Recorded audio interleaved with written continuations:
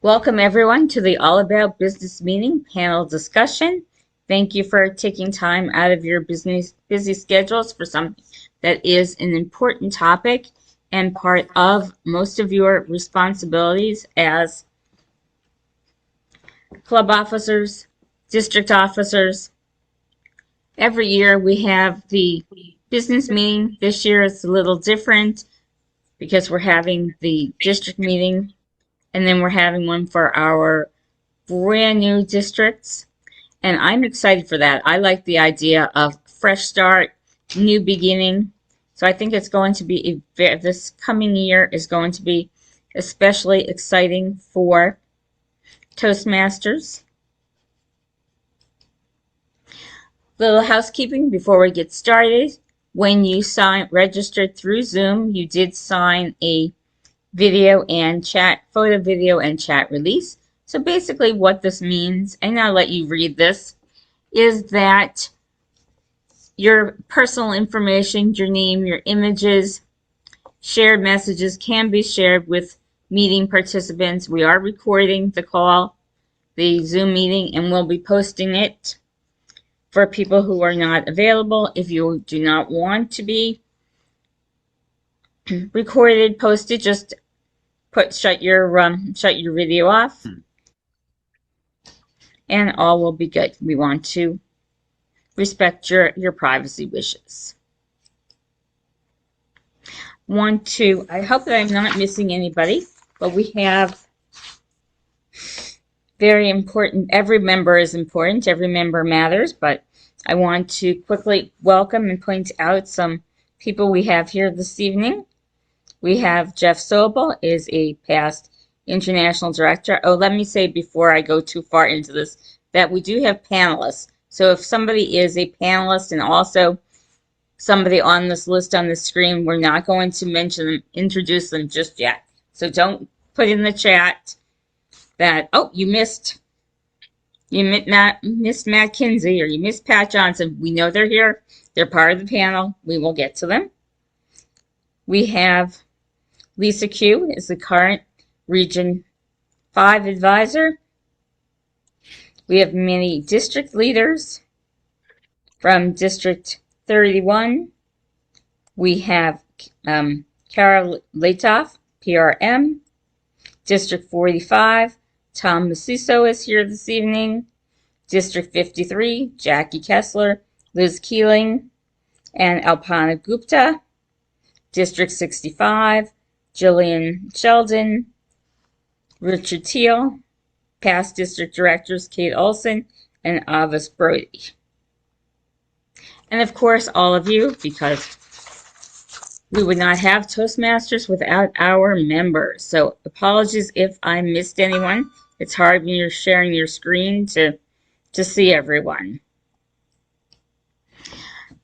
As Toastmasters, everything we do is ruled by our core values. And the top one, of course, is integrity, having ethics, honesty, doing everything, knowing what's important, respect for one another, offering service to our members, and offering excellence. Excellence is a journey, but we're always aiming for excellence. I would now like, and one more logistical matter, please, if you have any questions, put them in the chat.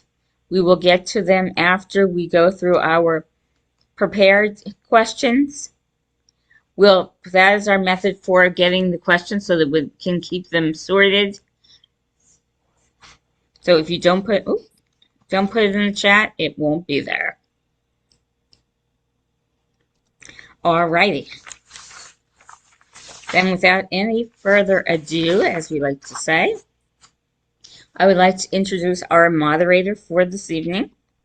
And he will introduce himself as well, but just get things rolling. We have our moderator, and is Matt Kinsey, past international president and distinguished Toastmaster, among other things. Help me welcome Matt. Good evening, everyone. Thank you so much for being here. We're excited to be sharing this information with you. It's important, but we have a great team. I'm going to be talking as little as possible. I just want to keep things flowing. So, but our goal tonight is that you understand your role as a voting member of the district executive committee in your home district and in the new really realigned districts. So to start off, I'm going to look at our past region advisor, Elaine Rogers, and say, Elaine, what is a business meeting? Thank you so much, Matt, for asking that question, which is very broad. And I see that it directs me to go to the district leadership handbook to get the definition, which is what I did. The district business meeting is an assembly of voting members, that is, the president, vice president of education, and members of the district executive board that's held to vote on things such as leadership and to transact other business as necessary to manage the district. All right. And how long does a meeting last? Well, it depends. It it depends on the meeting. Generally, district council meetings can last anywhere between an hour and a half to 2 hours. Of course, my focus is on that business meeting that we're going to be having in April, and that's expected to last for 2 hours. Okay. And are these meetings in Zoom? Are they in person? And yeah, Are the meetings held on Zoom or are they in person or are they in-person meetings? can be either, but most of the meetings that we have, excuse me, are via Zoom, just because people are in various locations. I remember in the old days we used to have them in person, but as I Yeah. would say, the majority of them are on Zoom. Yeah, according to policy today, they have to be in Zoom or a hybrid. Yeah. So they cannot be strictly in person. So there are a lot of different roles that are taken in a business meeting, just like there are in a club meeting. And to talk about those roles, please welcome past international president, Pat Johnson.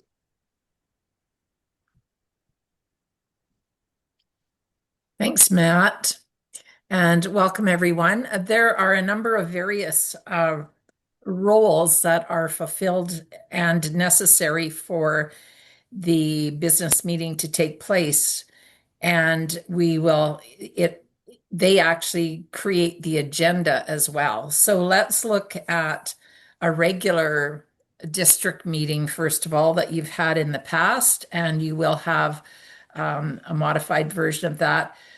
There's a chairperson who will call the meeting to order. There's going to be certainly secretaries or people who are taking administration duties during that will be appointed. There's going to be somebody who will read the district mission. It can be handed to someone else, and that's a task. There's going to be credentials, and now there's a credentials committee always active, and they will present a report to the business meeting. So that will be the credentials chair and their committee. There will be a parliamentarian who's going to make sure that we have parliamentary procedure, that we're compliant, but also to look at the council's meeting standing rules if there's anything different. We're going to have an alignment committee report, and which will be read by or presented by the alignment committee chair and their committee as well. District Leadership Committee, this is a person that presents the slate of officers that we'll vote on, so they will be active and have been busy all year long as well.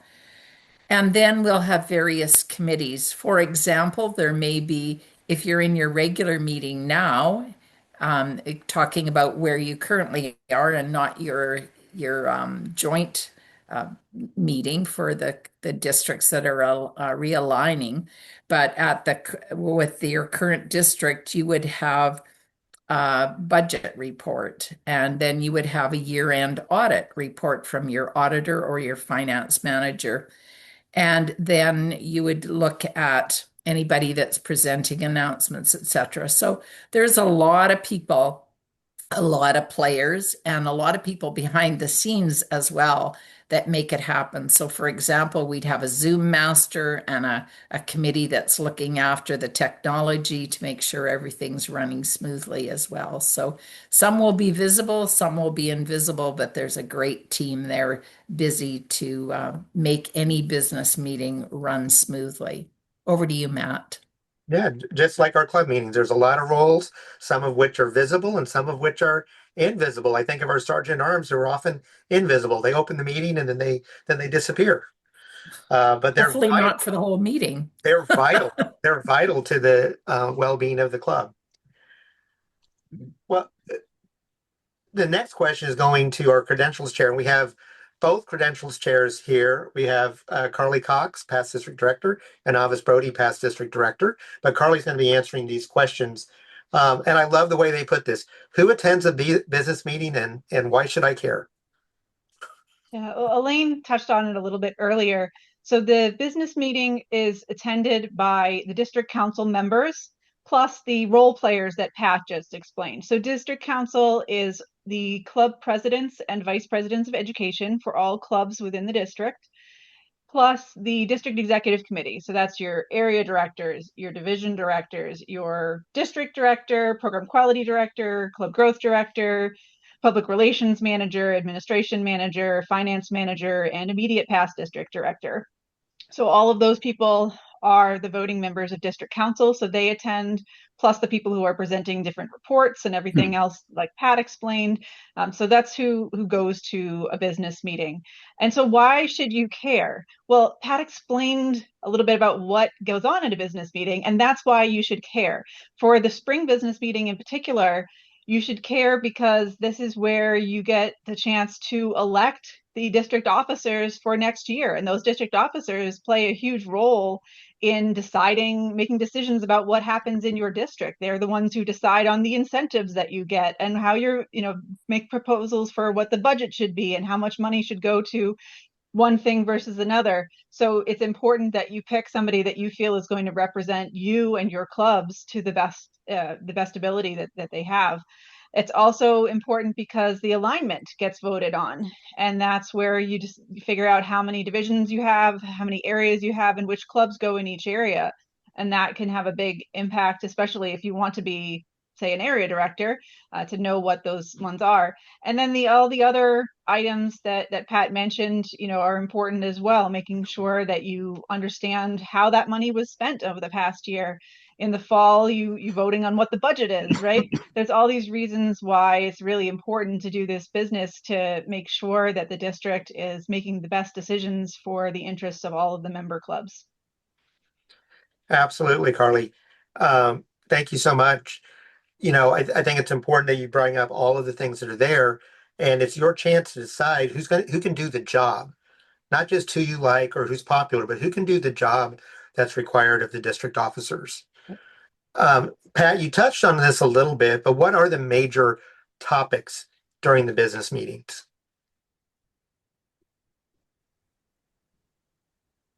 Thank you so much. Am I unmuted? No, you're good. Okay, great. The major topics, well, first of all, I think that we get together to do the business of the district. And so whatever is required, of course, we have always realignment. So we have to look at how the district is structured and does it work. And that's a requirement from the board in our bylaws. We look at our finances. And so the board again is the district board is required to approve the budget so that the district can operate and go forward to provide services to the district. So we want to understand where our dues are being held. We also have elections, and we've mentioned this again, is that it's important that we show up and vote for those people that we feel will serve the district. One of the things that I've noticed, and just a bit of an aside here, is that it's really important, as Matt referenced, is that it's not a popularity contest. When you're looking at a district team leader and you're voting on them, often people say, "Well, who should I vote for?" And I think that it's important that when we're a leader in training, when we're a district officer, when we're a club officer, that we do our due diligence, that it's part of our leadership journey is to assess those leaders who are putting their names forward, to ask good questions of them, to do that homework ahead of time so that when you cast your ballot, you are thoughtful about it. And like so many things in Toastmasters, this all transfers over to our real life as well. There's many other things that could come up in the business meeting, but that would depend on what the business is before the committees or before the district for business. For example, if there's well, they might have committees that are reporting. So those committees, and of course, as I mentioned previously, there's an audit committee as well that has to report. So I think that's and I think that's it, Matt. Unless there's I something think else so. you need. I think you covered it. So Thanks. Elaine, there's 2 business meetings this year. Why? Oh, there are 2 business meetings this year, and why? And let me pose the answer to the second question is, do I need to attend both business meetings? The answer is yes. These 2 business meetings have different purposes. There will be a business meeting for your original district, if you will. Okay, let's say District 53 and 65. And that is to take care of the district business. You get the audit committee. I think Pat talked about some of the things that are covered in that meeting. What is it? Budget, um, any Audit. kind of things that have to do with the individual district. The additional business meeting is for the newly aligned district. Okay, in this case, District 31 and 53. And the reason why you have to attend that meeting, or we're hoping that you will attend that meeting, is because this is an opportunity to elect the future leaders of the merged District 31 and District 53. Okay. And what will be different about those 2 meetings is, well, first of all, you're going to see some different faces at the meeting. We have some outsiders. For example, for District 53 meeting on April 17th, we have our meeting chair, business meeting chair, Matt Kinsey, sorry. We have a parliamentarian who is Rick Sider. You'll probably hear from him later on. We have an admin manager, which may or may not be someone from the district, a credentials chair, which will be somebody from outside of the district. We'll have the report from the district alignment chair, which for district is Kate Olson, and district leadership chair is Avis Brody.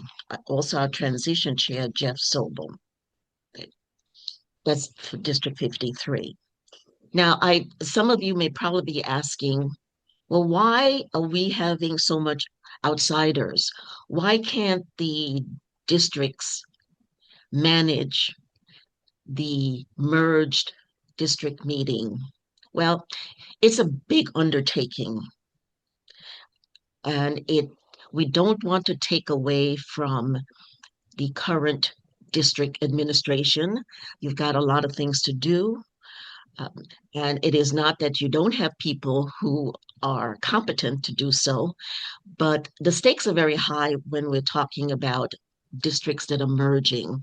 And so what we wanted to do was to take it off the plate of the current district leaders, and get people such as Matt and Pat uh, use their expertise to come in and work on these extremely important business meetings.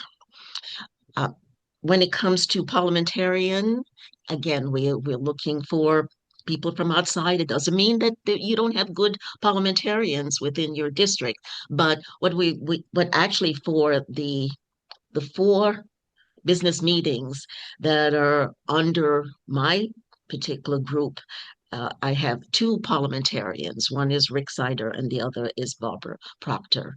Again, we want to make sure that it runs with some precision. Credentials is also going to be different. We will have a credentials committee, a consolidated credentials committee. The chair of that committee is Jim Kennedy from District 66, who will be responsible for overall for all four district business meetings. And I said, by the way, when I say four, that's District 31, District 53, 46, and 83. That's okay. But the reason for having a consolidated credentials committee is that we have a lot of crossing in terms of membership. As we have some districts merging, but in some instances, and I'll use District 45 as an example. District 45 is merging with District 31, except for the clubs in the state of Vermont.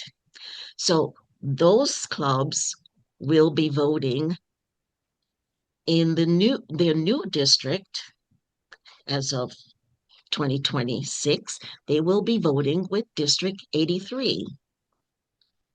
And so we need to have a consolidated list of all of the members to figure out who is voting where. And that's why we are having this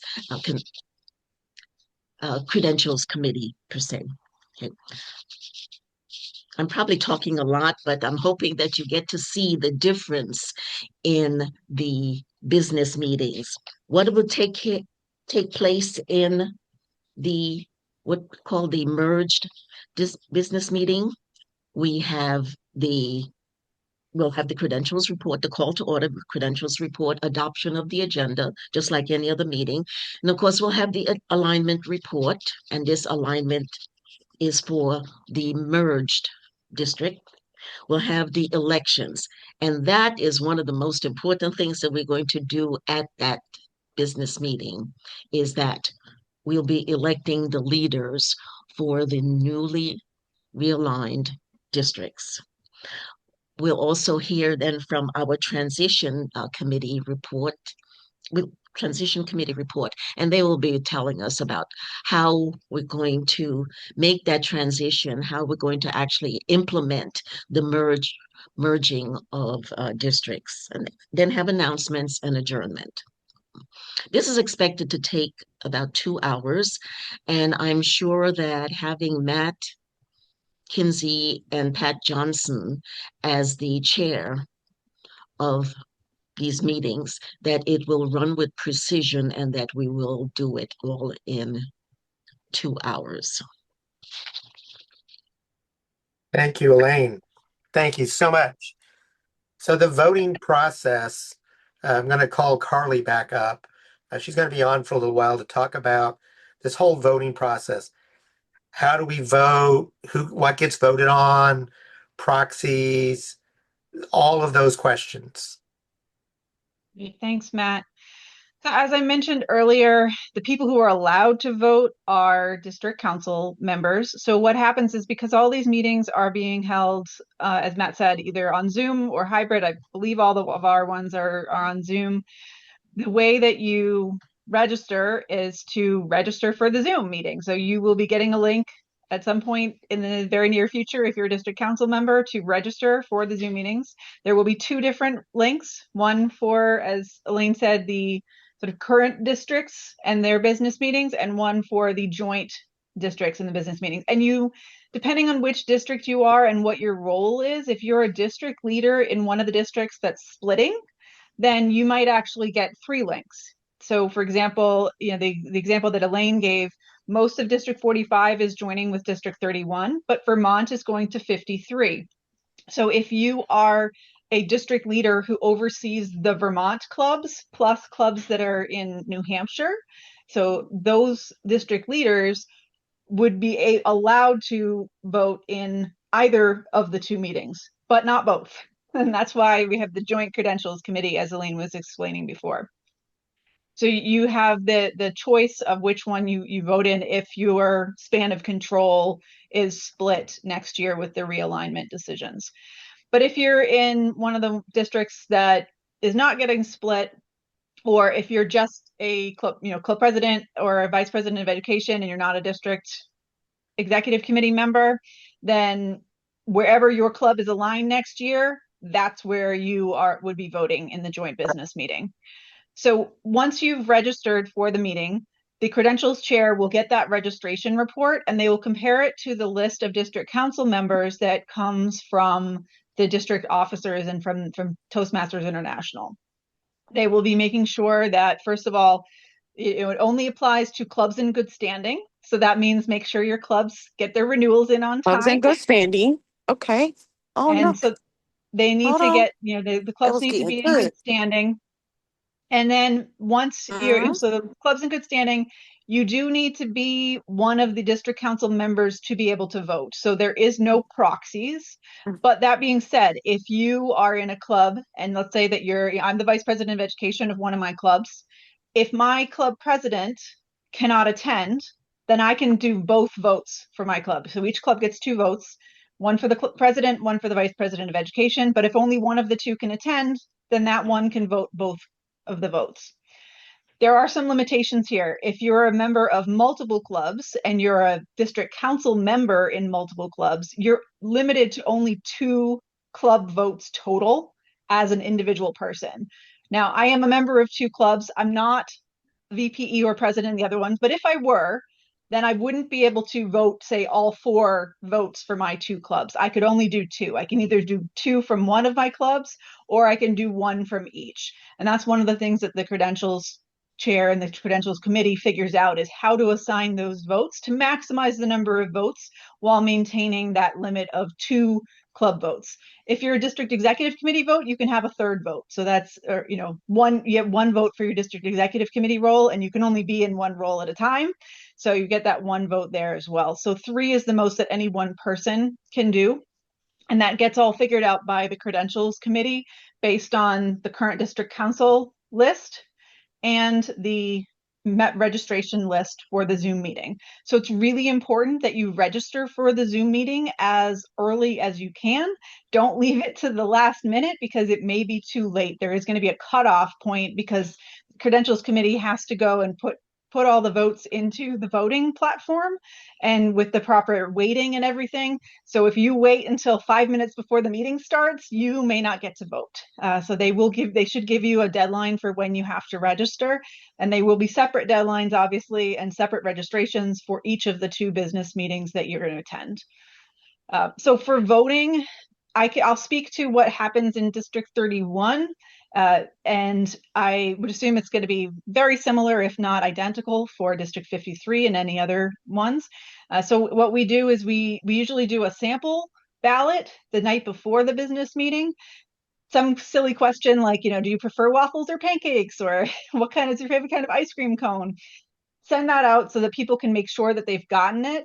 One thing to note is it's important to make sure when you register that you register with an email that you will be able to access during the meeting, because that's where your ballot's going to go. It's going to go to that email that you register with. So make sure you can get that. You can do that sample ballot and go. And you'll get, when the actual meeting starts, even if the sample ballot, if you didn't get it or you didn't do it, that's fine. When the actual meeting starts and the first item comes up for a vote, you will get an email from the voting platform with the link to be able to click and to vote on the first question. You'll get subsequent emails. You can also, at least within the platform that we use, which is Election Buddy, when you finish voting for one, there's a button to go to the next vote once it's available and ready to go. So that's how you vote. All the waiting is done behind the scenes, so you don't need to worry about, do I have one vote or two votes or three votes? It's all figured out ahead of time by the credentials chair and put into the voting system for the automatic waiting. You can't split your votes. You can only vote for one, and however many votes you have go there. So that's there. At the joint business meeting, the votes will be for the alignment. And if there are any amendments made to the alignment, those would be voted on as well. And then for each of the district officer positions, so district director, program quality director, club growth director, and each of the division directors. So those would be the votes that you'd be doing at the joint business meeting. At the current district business meetings, it may vary depending on the district, but generally it would be things like approving the meeting minutes from the fall business meeting, approving appointments of district leader positions that were done since the fall business meeting, and the approving the audit committee report, those kinds of things. There could be other items that are specific to yours, but those are the types of things that gets voted on. Did I cover everything, Matt? Was anything else that I should cover there? There's one other thing I just want to make sure everybody knows. If you are in office and your name is not on the rolls at Toastmasters because there's been a change since you submitted your officer list, you need to log in to toastmasters.org and change your officer list, because that's the record, not what role you say you are, but what's on the record. Good point. Yes. So it's important that clubs are renewed so that they're in good standing, because if your club's not in good standing, you can't vote. And it's important that you are listed as the club president or the vice president of education in Club Central on that officer list. Similarly, if there's been any district officer changes, then the district director needs to have submitted that officially so that it's on there. So that official list that comes, the district council list that the trio has access to online, that is what is used to determine who is there. So it needs to be, you need to be official, you need to be in the system to be counted towards credentials and to be able to have a ballot. Okay, thank you. Excellent job. There's a lot there, but the main things that I think our participants we want to take away from this is to watch for get registered, make sure your club information is up to date, watch for the test ballot, and be there at the meetings so that you can vote. Okay, and if you get the test ballot, then you're going to be able to get the meeting ballot. Now, we do have the honor of having a parliamentarian with us, and that is our parliamentarian for District 53 will be Rick Sidor, and for our District 31 will be Barbara Proctor. But Rick, what is a parliamentarian anyway? Why, thank you, Mr. President, and good evening, everyone. Welcome here from California. Who is this Rick Sider? If I may introduce myself first, I served on the International Board 96-98. I'm a registered parliamentarian with the National Association of Parliamentarians, and last year I served as the parliamentarian for Group A, which included the state of Washington, merging districts 2, 9, and 32, and the Canadian province of British Columbia, merging 21 and 96. To answer the question directly, according to Robert's Rules of Order, parliamentarian advises the presiding officer in responding to points of order and parliamentary inquiries, generally to provide advice on conducting the meeting according to the rules.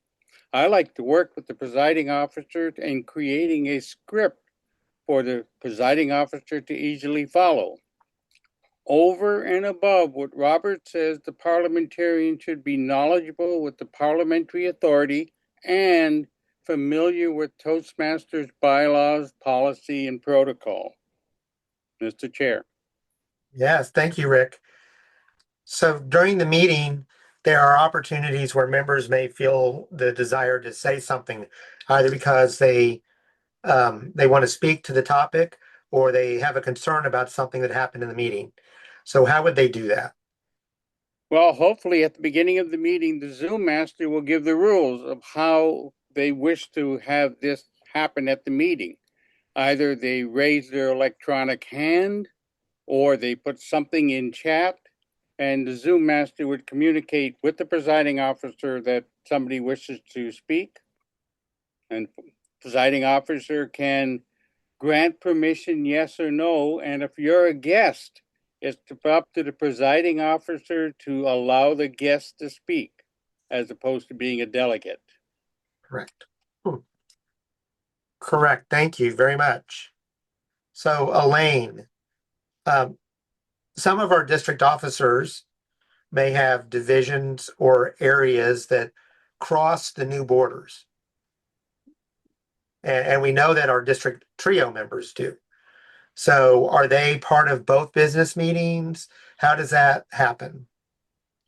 Well, what we were told is that, first of all, they have to, if they're talking about voting, as a matter of fact, I just sent a note to get a clarification today, but because we had a situation where someone is the area director, and they will be, but their club is going to be moving to a different district. So psych said, okay, which district are they actually going to be voting in?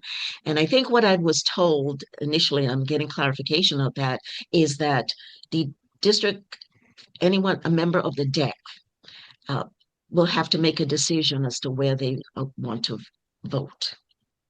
That was the initial thing that we were told. It's possible, but of course, for anyone, it's possible that being a member of two separate districts, that they may be voting no more than, of course, two votes. They may be voting in different elections. Okay, I'm trying to think of a situation with, yeah, they may be voting in absolutely two different directions. But that's why we have that consolidated listing, because we need to know exactly where to tell them to vote and when to tell them that they're going to vote. For the DEC members, the district executive committee members, we may be asking them to make a decision about where they're actually going to be voting. Okay. Thank you. Yeah, it's a little complex this year. For those of you who've been district officers or club officers in the past who've had to vote, it's a lot more complex. Don't worry, it will go back to what you're used to next year. This is a 1-year thing. So just a little bit of controlled movement as we work through this. So given the fact that we've got districts merging, I'm going to call up past district director Jen Tam to talk about how did we go through the nomination process when we're crossing, district boundaries. How do we put that together, Jen? Sure thing, Matt. Thank you for that question. This year, the nomination process for the DLC didn't really change a whole lot. In the past, we usually form a team. The team is then the part of the team that asks the candidates the questions. That did not change. It just ended up getting representatives from both districts that are merging together this year. So in my case, it was both 31 and 45. And I know for District 53, they did get a representative from the Vermont states to be a representative. So we have equal representation between both districts, or in some cases 3 districts, depending on how many districts are merging and coming together, right? So that didn't stay the same. That stayed the same. We had the cross districts with the cross representation from all the districts. Then the process of putting out the call for nominations for those district leaders that wanted to take the next step in their leadership roles or paths. We put out that call in about January for the members to put in their applications, really state and say, hey, I want to be a district leader next year, whether it's a trio member of club growth director, program quality director, district director, or even the multitude of division directors that we have called out for next year. Once that has happened, the application deadline has come. We put a stop to that. The team then was got together and we got with our applicants. And at that time, we vetted out the applicants on whether or not they were suited for that district leadership role that they applied to for next year. After that, I did notify all of our applicants, or the other DLC chairs notified the applicants on whether or not they were voted in or not voted in to be a viable applicant for the role that they applied for. At that point, we then let the district directors know, all of the district directors that are affected, aware of who the candidates for the district leadership team are for next year. And we're at that point where it was just recently notified to all of our DEC members that of who our applicants or candidates for district leadership teams were for next year. So that is the process. That is currently where we are standing. I know for District 53, it was last Friday. And for District 31, it was this past Saturday that it was let the DEC know of our candidates for next year. Okay. Well, there are some people who put their name in and were not nominated potentially. Are they allowed to still run? And what's the difference between somebody who was nominated and somebody who runs from the floor? Sure thing. So here in District 31, we did not have anyone that did not get through. I don't know about District 53. It didn't look like it from the nomination process forms that I've seen. But if they did not get through, what they're allowed to do is still run for that position from the floor. They would have to put in their appropriate paperwork and notify the district directors, and I think in this case also Elaine, 1 week in advance of their notification that they're going to be running from the floor. So that is a little different from if they were to actually run from the floor from a different perspective. So running from the floor as if we did not vet them through and they still want to run, they're allowed to put in their paperwork, let the district directors know, and they will be able to run from the floor. You talked about a different type of floor candidate, a type of floor candidate that might be able to run if a position is still open, if the nomination forms or nominations were not completed. So in that case, it can be either be the fact that we have an open position for program quality director, district director, or division directors. If any of them just happen to be open, someone is allowed to run from the floor pending they meet the requirements to run for that position. In the case of the club growth director, you need to have at least 2 candidates for that to be fulfilled as closed or completed. So if you only had 1 candidate for club growth director, we can have a second candidate run from the floor. So if any of those roles were open or not complete, as in the club growth director role, if it's less than 2, anyone can run from the floor. And we do have already 1 person that has expressed their interest from running from the floor due to a open division director position. Excellent. Excellent. So that's really important. The biggest thing, the takeaway here is if there's an open position or you put your name in, were not nominated and want to run from the floor, you must notify Elaine Rogers. If you don't know how to get in touch with her, contact your district director and they will let you know, or contact your alignment committee chair and they will let you know how to get in touch with Elaine so that we can make sure that that person is eligible for the position. We keep talking about this alignment, and I believe Carly's going to be talking about the alignment. Okay, this is getting confusing. We got district alignment, and then we have alignment within the district. So what are we talking about here? Yeah. So what the realignment that has been talked about before, that is this one-time activity that we're doing just this year to merge districts together and redefine the boundaries. The district alignment is something that happens every year, no matter what.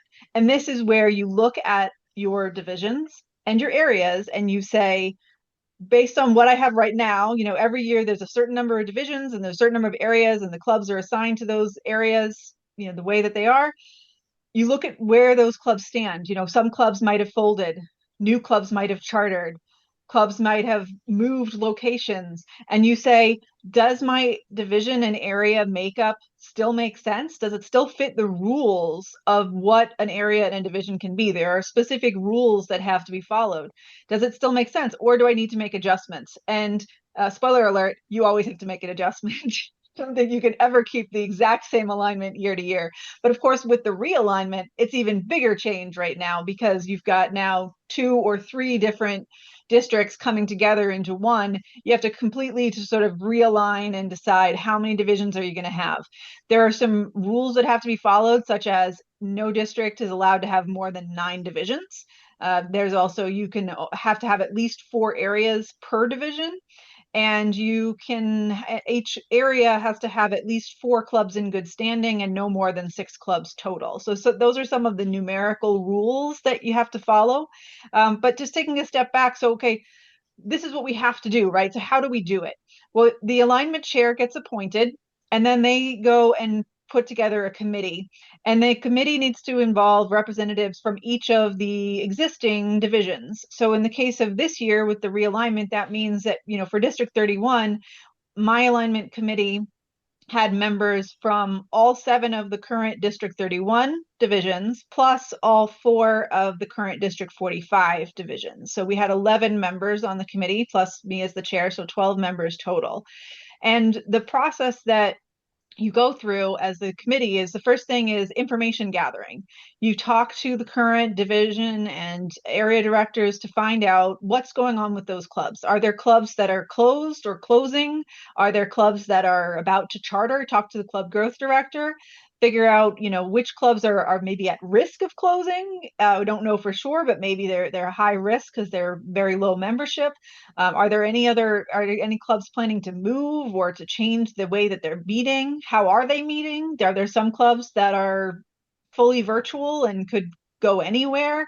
Those are some of the questions that we ask. And then based on those answers, we go and looking at the rules of Toastmasters, all those numerical rules, plus the goals of the alignment, which is to try to have areas that can be well serviced by an area director. So, you don't want them too geographically dispersed, especially if they've got in-person meetings.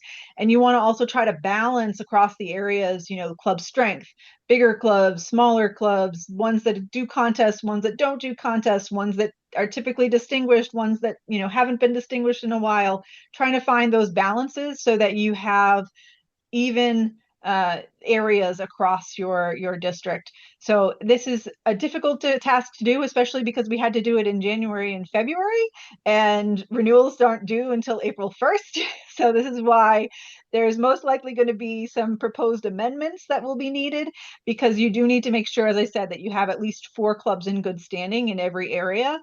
So if that becomes in question with the proposed alignment, then you'd have to make an adjustment there.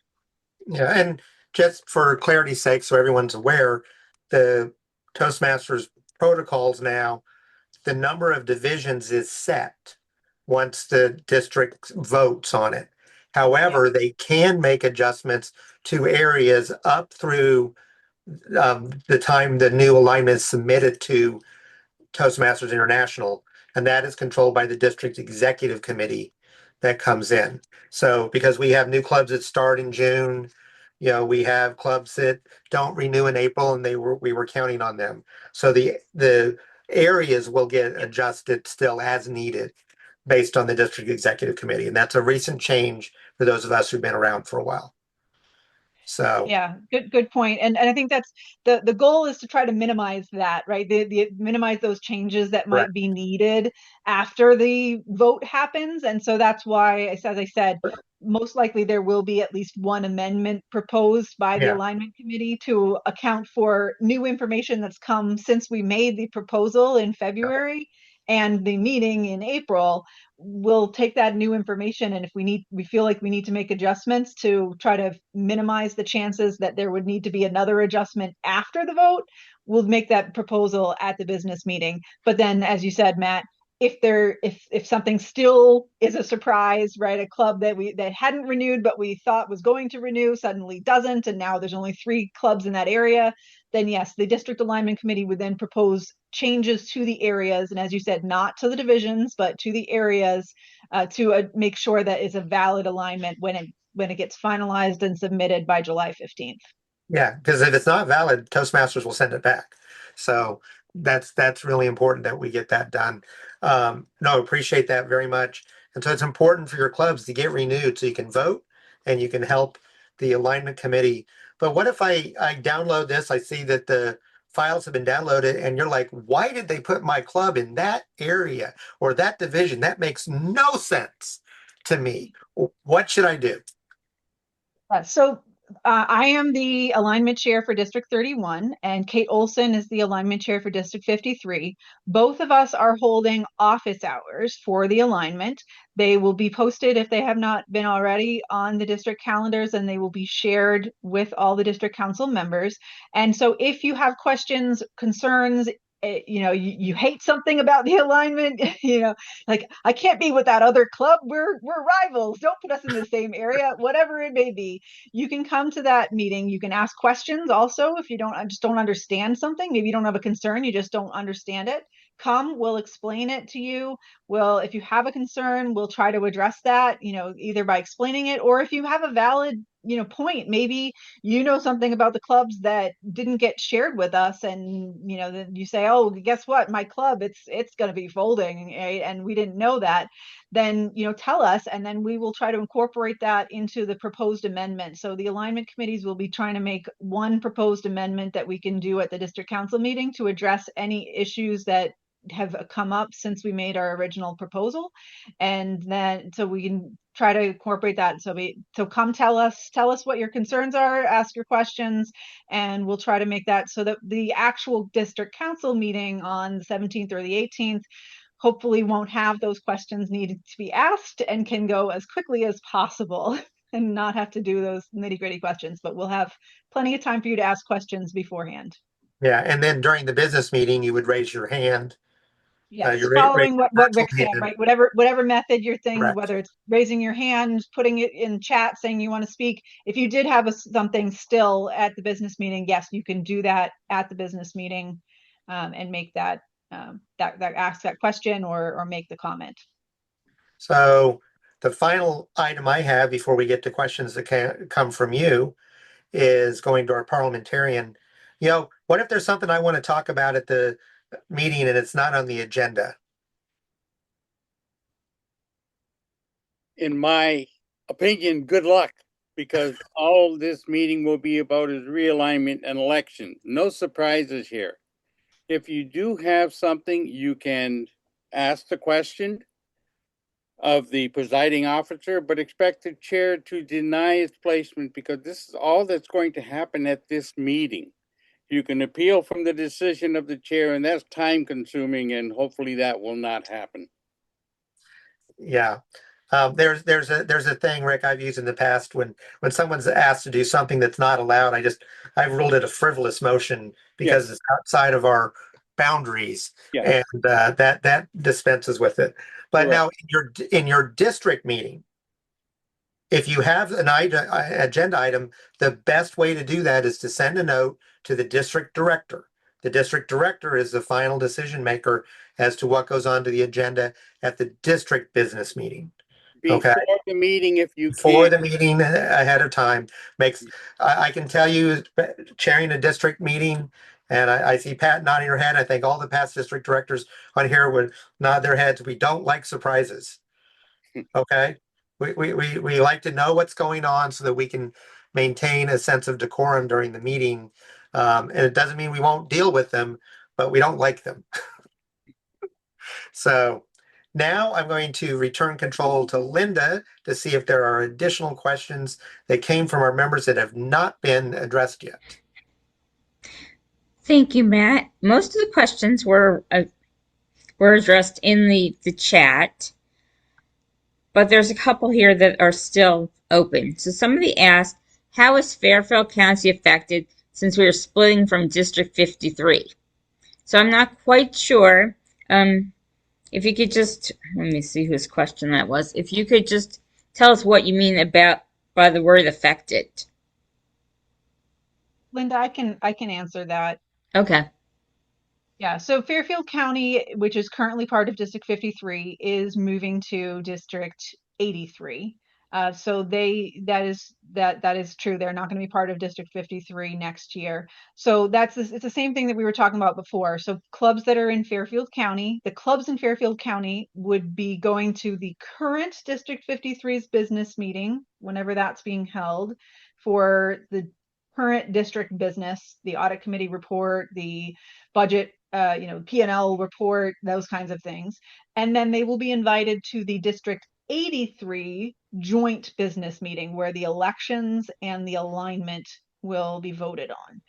So that's for the clubs in Fairfield County. And then, as we said before, if you're an area director or a division director that oversees the clubs in Fairfield County, but you also maybe have some span of control outside of Fairfield County, then you would be able to choose whether you participate in and vote in District 53 or District 83. That would be your choice, which one you want to vote in. You can attend both, but you can only vote in one. Great. Thank you, Carly. And this question, I think it should be quick, so it's not exactly related. When will the new joint district leaders be installed? So I'm planning to install the new joint district officers at the end of the business meeting. I don't know what Pat's plans are, but I was planning to do an installation at the end of the District 53 business meeting. Oh, perfect. Great. Yes, And I'm sorry that we didn't talk about that, but yes, we're expecting that we will have the installation after the officers have been elected. perfect. Well, that is pretty much the questions. I just want to thank everyone for attending and remind you that there will be if it's not there just yet, there will be a survey in the chat, because we're Toastmasters. We always like to have our evaluation and feedback. And just remember, everyone, to reach out with any questions, and be sure to register for your business meetings. Attend, vote, take your vote seriously. Can't say vote early, vote often. One vote at the proper time. But do reach out if you have any questions. And I'm going to turn it over to Jen Tam for some district announcements. Sure thing. Can I just say, I'm sorry, I see the question in the chat that I think needs to be addressed. The question was, when will the Zoom links be provided for the business meetings on the 17th and the 18th? And we are working on that right now, so expect to see that within a week or so.